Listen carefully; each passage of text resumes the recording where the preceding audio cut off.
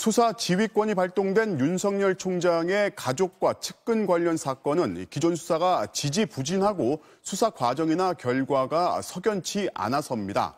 그런데 같은 의심을 받는 사건이 또 있습니다.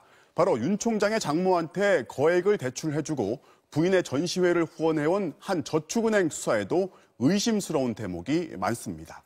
장인수 기자가 단독 취재했습니다. 경기도 양주의 한 추모공원. 노덕봉 씨는 이 사업을 위해 2009년 신한저축은행에서 120억 원을 빌렸습니다. 그런데 신한저축은행의 박모 회장이 시공사를 통해 대출 금액의 10%인 12억 원을 대가로 요구했다고 합니다. 대출을 해주고 그중 일부를 돌려받는 이른바 꺾기 의혹. 10%를 줘야 된다. 이렇게 해서 이제 10%는 많다 해가지고 그래서 10억으로 결정해가지고 이제 그렇게 해서 주기로 했습니다. 이후 신한저축은행과 사업 이권을 둘러싸고 법적 분쟁을 벌이게 된 노덕봉 씨는 2015년 뒤늦게 검찰에 수사를 요청했습니다. 2009년 당시 추모공원 법인의 통장 내역을 보면 수상한 자금 흐름이 보입니다. 5월 19일에 신한저축은행에서 120억 원의 대출금이 입금됩니다. 그런데 다음 날 곧바로 석재공사 업체에게 6억 원이, 20일 뒤엔 납골당 시공업체로 5억 원이 빠져나갔습니다. 11억 원의 돈은 공사 대금은 아니었다고 합니다.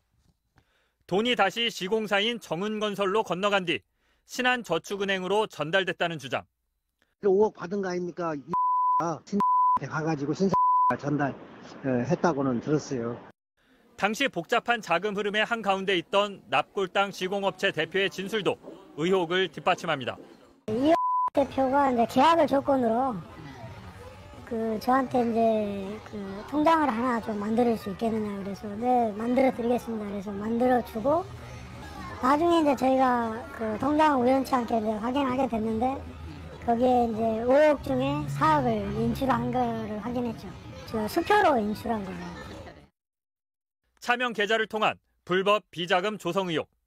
검찰도 수상한 거래를 파악하고 있었습니다.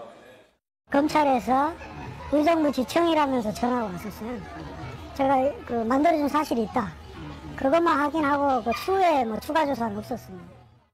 수사를 요청했던 진정인들은 당시 검사와 수사 간의 대화 내용을 기억하고 있었습니다. 이 통장 좀 한번 까봐. 그러더니 통장 조회 좀 한번 해보라고 해서 조회를 하니까 한 15분에서 20분 정도 있으니까 통장으로 들어갔습니다. 그 자체가 불법인 차명 거래는 명백해 보이지만 어떤 이유인지 지금까지 아무도 처벌받지 않았습니다. 결국 저축은행의 비자금 조성인지 아니면 건설사의 배달 사고였는지 아무것도 밝혀지지 않았습니다. 이뿐만이 아닙니다. 2011년 저축은행 부실대출 사태 당시 검찰은 합동수사단을 만들어 저축은행들의 오너 여러 명을 각종 비리 혐의로 구속 기소했습니다. 당시 신한저축은행은 금융감독원으로부터 300억 원대의 각종 불법 대출 혐의로 고발됐는데도 검찰은 박 회장과 차남인 박모 대표이사는 빼고 그 아래 간부들만 불구속 기소했습니다.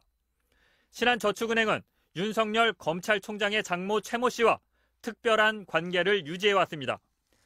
최 씨에게 2013년 도촌동 땅 구입자금 48억 원 등 3년 사이 126억 원을 대출해 줬습니다.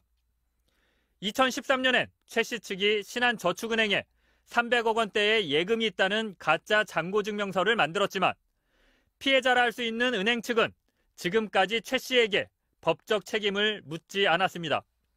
신한저축은행은 2016년부터 2019년까지 3차례에 걸쳐 윤 총장의 부인 김건희 씨 측이 주최한 미술 전시회의 후원자이기도 했습니다.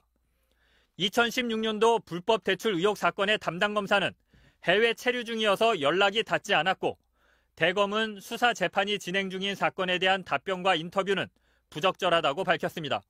신한저축은행 측은 MBC의 취재에 응하지 않았고 2009년 당시 10억 원의 비자금을 신한저축은행에 전달한 것으로 지목된 건설사 대표 역시 취재진의 연락을 받지 않았습니다. MBC 뉴스 장희수입니다.